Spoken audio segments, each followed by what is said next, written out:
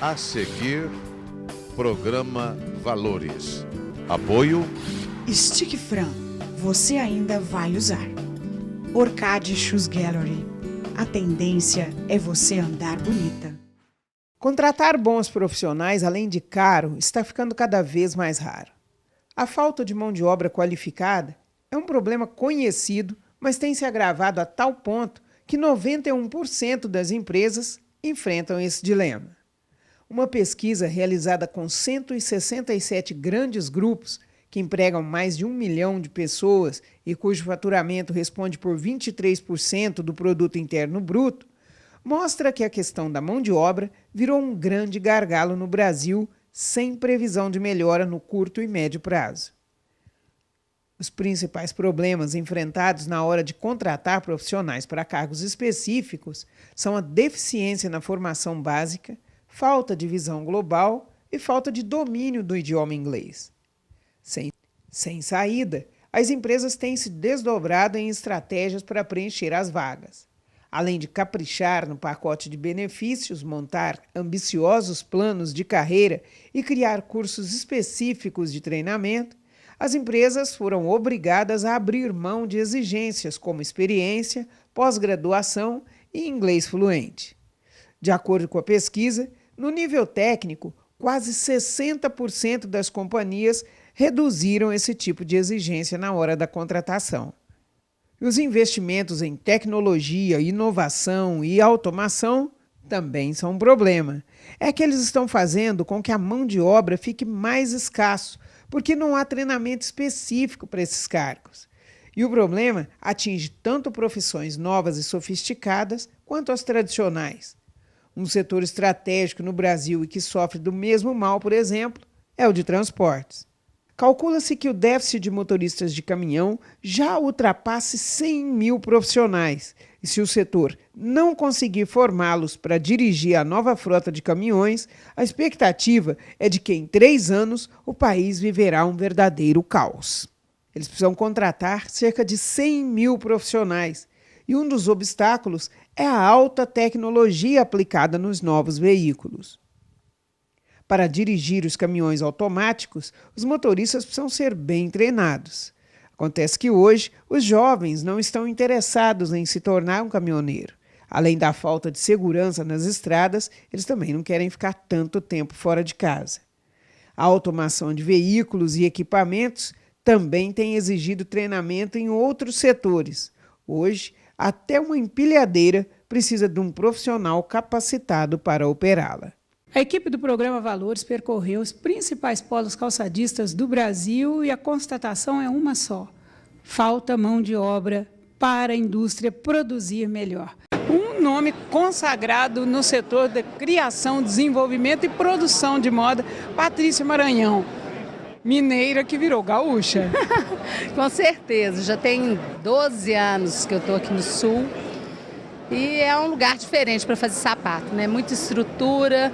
O gaúcho tem uma característica diferente como empresário, bem legal. Você e a Arezzo é que puxaram o cordão de unir o talento mineiro com a fonte, né, de produtos e da qualidade de mão de obra para fazer sapato. Eu acho assim, é muito complicado mudar de estado, assim, é uma coisa que mexe com a estrutura pessoal das pessoas envolvidas. Mas é uma realidade, né? Eu acho que a gente hoje tem que estar cada vez mais disposto a movimentar, a buscar novos caminhos para poder tornar competitivo, você estar presente no mercado de uma maneira mais ágil, que a agilidade é o grande problema. O tempo virou o nosso grande inimigo, né? O grande problema é ter tempo. Então, a distância não impossibilita, mas dificulta bastante no trâmite de matéria-prima, no trâmite de mão de obra, em tudo que a gente tem aqui na mão pela concentração da indústria. A concentração, ela faz o setor se especializar, mas ela também pode ser um problema devido à mão de obra, por exemplo, a escassez de mão de obra. É o problema hoje que a gente fala que o Brasil tem dificuldade de crescimento hoje pela mão de obra. Então, é um problema generalizado, porque o empresário brasileiro ele ainda tem a mania de não investir em mão de obra. Ele prefere comprar máquina, é mais fácil, mas não resolve. ainda mais num momento que está super elaborado as coisas. Então, a gente precisa de pessoas que pensam, pessoas que tenham outras habilidades. Agora, a concentração, ela facilita a nível de fornecimento. A mão de obra também, você encontra mais mão de obra dentro daquele setor. Nova Serrana é hoje um polo calçadista forte, Franca. Mais para o masculino, apesar de muitas pessoas estão partindo para o feminino, mas a gente vê que fazer sapato feminino em Franca já é mais difícil que no Sul. Como fazer sapato masculino no Sul é mais difícil que em Franca. Então a concentração ela traz competitividade, com certeza. Patrícia, você falou com muita propriedade sobre o crescimento do número de empresas produzindo calçado feminino em Franca. Que conselho você dá para o empresário que está produzindo tanto feminino quanto masculino? Eu acho que hoje o mercado masculino, ele deveria usar formatos menos definidos de produto, assim, abrir mais nichos de mercado, né? Eu acho que ficou muito fechado em nichos específicos. Eu acho que a criatividade, hoje o público jovem tem 1000 situações bacanas, mas isso eu não acho que Franca não deva fazer o feminino. Mas eu acho que ele tem que respeitar a mão de obra e a matéria-prima que circula no lugar para não ficar tão pesado, né? Então eu vejo, por exemplo, a Orcade faz um trabalho maravilhoso, mas ele mesmo sendo feminino, ele não abre mão das características de Franca, de ter sempre uma costura bacana, de trabalhar com a propriedade do masculino na escovação do couro.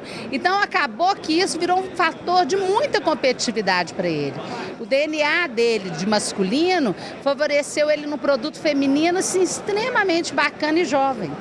Então, eu acho assim, o que importa são as pessoas escolherem um nicho, trabalhar em formação, sem perder a característica do negócio. Eu faria era mais feminino lá, você não acha? Hoje nós estamos sofrendo muito com mão de obra. E eu não vejo um futuro muito agradável para a indústria nos próximos 3 anos. A mão de obra especializada, ela é rara hoje, ela é difícil. Eu acho que a indústria tem que se unir. Ela tem que montar um centro, tá, para profissionalizar essa mão de obra. Ou o governo ajuda, ou a indústria toma a iniciativa de se unir e montar um centro como o Senai, Senac, parar de ser individualista. Mas você citou exatamente 2 instituições de ensino graduadas e não é suficiente? Ela atende, porém, existe uma camada, uma faixa do mercado muito pobre que não tem condições de pagar o preço desse curso. Isso tem que ser gratuito mesmo. A indústria tem que bancar. Como a indústria de lingerie está bancando. Nós temos que bancar essa mão de obra, especializar essa mão de obra. Ela daqui 3 anos vai nos fazer muita falta. Temos problema de mão de obra em Jaú também, principalmente na parte de pré-ponto. Nós já começamos a trabalhar, estamos treinando atualmente, o Senai está treinando 500 pessoas já de forma customizada para trabalhar numa fábrica. Então, a Federação das Indústrias nunca mediu esforços no sentido de promover a inovação em busca da competitividade. Nós temos que reagir e só reagiremos se tivermos uma isonomia competitiva. E essa isonomia começa exatamente na preparação de mão de obra. Há uma necessidade muito forte de se formar técnicos e nós estamos dispostos, nós estamos preparados para enfrentar qualquer confronto, para participar dessa competitividade mundial que a gente sabe dura, difícil, mas que até o momento a Paraíba tem crescido, tem avançado nesse segmento com todo o destemor, com toda a altivez e com toda a competência. A não valorização da mão de obra adequada faz com que haja uma evasão dentro daquela área. Isso é lógico, né? Os bons profissionais, bons profissionais que nós tínhamos, que são oriundos de uma exportação, né? Quando havia o favorecimento do câmbio, eles não estão mais no Brasil. Tá difícil de tu conseguir trazer gente nova para a indústria depois dos 18 anos, né? Principalmente para te formar aquele artesão, aquela mão de obra boa, isso tem que começar cedo, antes da pessoa vislumbrar um outro caminho, né? As próprias escolas técnicas o Senai e tal, tem que facilitar a entrada dessa gurizada, mostrar para eles que é legal, mostrar para eles que é bom de trabalhar, mostrar para eles que isso de repente pode ser a porta de entrada para uma engenharia de produção. Esses empregos são bem remunerados, né? Hoje em dia não é só mais empregos burocráticos que são bem remunerados. Um bom gerente de produção ganha dinheiro, um bom técnico de calçados ganha dinheiro, um bom tecnólogo é valorizado no mercado em qualquer área. Os que estão envolvidos com o processo de fabricação de calçados necessariamente precisam de uma atualização de conhecimentos nessa área. O nosso papel é justamente identificar quais as necessidades dos empresários, fazer com que essas necessidades sejam trabalhadas pelo nosso corpo técnico e formar essa mão de obra, qualificar, direcionar para as indústrias, para que sejam parte do contingente de trabalho, efetivamente. Para você, a experiência é determinante para galgar o sucesso. Sim, e o conhecimento também, né? A gente tem que ter conhecimento rolando lá fora, no exterior. A experiência é a força de vontade. Como é que as portas se abriram para você nessa empresa? Aqui vai fazer 14 anos que eu trabalho na empresa Macboot. 7 como chão de fábrica e 7 agora como modelista. Eu comecei pondo forma na esteira. Parzinho por parzinho. E eu tenho um dom de desenho. Vai fazer 15 anos que eu trabalho com tatuagem, paralelo. Eu tenho um estúdio de tatuagem. Eu sou bom para desenhar. E eu somei o desenho com o calçado e deu nesse resultado, graças a Deus. Força de vontade, dava o horário lá embaixo meu, eu subia, desenhava. O patrão viu, gostou, me pagou curso. Fui no Senai, fiz curso paralelo, fiz rinoceros, fiz 2D, 3D. E hoje, graças a Deus, eu estou aqui em cima, dando bons resultados para a empresa. Como é que o profissional pode provar para o empresário o seu potencial? Fácil não é. Tem que ter força de vontade. E ter determinação, agarrar. E eu falo para a pessoa que está querendo ser estilista, ou modelista, ou design, ter força de vontade e procurar fazer cursos. E se tiver algum amigo, alguma pessoa próxima que saiba, sugar o máximo possível, que se tiver tendência para desenho, vai conseguir sim um bom resultado. Conta um pouquinho a sua história no mundo da criação. Como é que começou? Antigamente eu trabalho com informática, nada a ver, mas sempre tentando aí com a parte de criação, desenho, até que surgiu a oportunidade. Da informática para o mundo da moda, esse salto foi progressivo. Como é que começou? Pode me contar. Sempre gostei na parte de desenho, né? Nunca pensei na parte de criação na área de calçado. Surgiu o primeiro serviço, tanto na parte de informática, na área de vendas, né? Então, comecei a me envolver mais com a área de criação, fiz design de calçado na Unifran, alguns cursos no Senai, e chegou um certo tempo que eu mesmo perguntei, é isso que eu queria, né? Então foi aí que eu segui meu caminho, né? Agarrei com unhas e dentes aí e fui no caminho certo. Juntou o útil ao agradável, pelo meu dom de desenho com a profissão que a gente tem em Franca hoje, né, que é o calçado. O setor calçadista realmente é predominante? Vale a pena ingressar nesse segmento? Sim, hoje é uma área que Franca cresceu muito em prol do calçado, né? Hoje só tem a crescer, e com a marca, se a marca tiver o nome, só tende a crescer, sim. Você falou um ponto crucial, ter o próprio estilo e marca. São dois ingredientes que, na verdade, exigem um investimento e a clareza do empresário para isso. Correto, são dois diferenciais que hoje no mercado exige, né? Tanto é a marca e o design. O design do produto, que é o essencial hoje, né? Se você não tiver uma aparência legal, um conforto extra, você ficando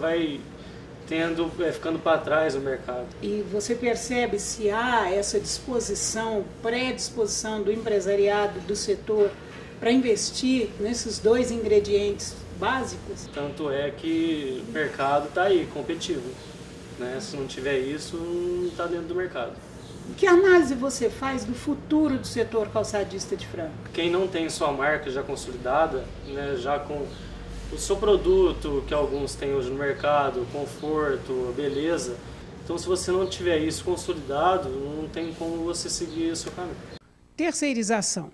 De tempos em tempos, essa palavra toma a cena e ganha destaque entre quem produz e quem precisa trabalhar na indústria. Eu converso aqui com o presidente do Sindicato da Indústria de Calçados de Franca, José Carlos Brigagão, que está defendendo a bandeira para que a terceirização se institua legalmente. É possível isso? Sem dúvida nenhuma, a terceirização é um processo natural da economia do país, não só no setor calçadista, em todo o setor econômico do país e no mundo. E Franca não foge à regra com relação à terceirização. Aonde que a terceirização não é legal? É pura e simplesmente política. As centrais sindicais e o próprio governo são contra, equivocados, porque os sindicatos dos trabalhadores, as centrais sindicais, acham que, se regulamentar a terceirização, os funcionários vão ficar sem a sua representatividade, o que não é verdade, porque a partir do momento que regulamentar, esses funcionários vão estar sob o guarda-chuva de proteção dos sindicatos dos trabalhadores. E as bancas de pesponto, a indústria cabedal, vai estar sob orientação e a proteção do sindicato da indústria de calçado. A regulamentação dessa atividade industrial está parada há anos no Congresso Nacional, um projeto do deputado Sandro Mabel. Se esse processo está parado há anos no Congresso Nacional, o que leva o Sindifranca a acreditar que agora possa sair da gaveta e mudar essa história? Nós não acreditamos que a curto prazo o Congresso Nacional venha regulamentar essa situação, mesmo porque existe aí um fundo político nessa situação do governo das centrais sindicais. O que nós estamos estudando, a forma, dentro da legislação, de regulamentar esse relacionamento comercial via contrato entre a indústria de calçado e as indústrias de cabedais, que assim passa a se chamar. As mesmas responsabilidades que tem uma indústria de calçados, as bancas de pesponto ou as indústrias de cabedais passam a ter como empresas perante a lei, ou seja, são responsáveis pelos encargos trabalhistas e corresponsável à indústria calçadista que concede o serviço. E vai ser inédito esse trabalho que está sendo feito no Brasil, mostrar para o Congresso Nacional que, sim, tem jeito de resolver as coisas. Regulamentação da terceirização vai oportunizar aí os empreendedores. Explique melhor. Veja, nós temos aqui várias entidades e o próprio governo incentivando o empreendedorismo. Ora, o proprietário de uma banca de pesponto ou uma indústria de cabedal é um empreendedor. O que nós temos que fazer é regulamentar esse relacionamento. Nós estamos perdendo campo nas exportações e para nossos concorrentes internacionais. E mesmo aqui no Brasil, porque são uma avalanche de reclamações trabalhistas que existe na esfera judiciária, em que nós podemos resolver a partir do momento que nós regulamentarmos, na orientação das bancas, como que devem proceder, e assim também para com os trabalhadores, como é que eles devem se proceder. Ou seja, o relacionamento perfeito entre capital e trabalho. Muita coisa para ser resolvida aí, muita defesa. Sem dúvida. O setor produtivo, ele tem que contar com entendimento por parte das nossas autoridades, porque nós temos que produzir. Nós temos que produzir produto, nós temos que produzir riqueza e nós temos que dar emprego. Sempre que a gente pergunta para você como é que está o polo calçadista de Franca, você responde: Franca faz sapato há 200 anos, somos reconhecidos mundialmente pela fabricação de calçados de couro, e aqui tem realmente o maior cluster das Américas.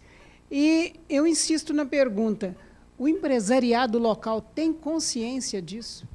Sem dúvida, tanto é que eles fazem, tem essa consciência e cada um procura produzir o melhor calçado, essa disputa natural e saudável, e cada um está produzindo melhor do que o outro. Desde 2008, quando nós imaginávamos com aquela crise mundial que houve, que persiste até hoje, no primeiro momento daquele segundo semestre, deu uma caída no setor calçadista de Franca. Logo em seguida, no ano seguinte, 2009, começamos a readmitir aqueles funcionários, se recompor daquela crise.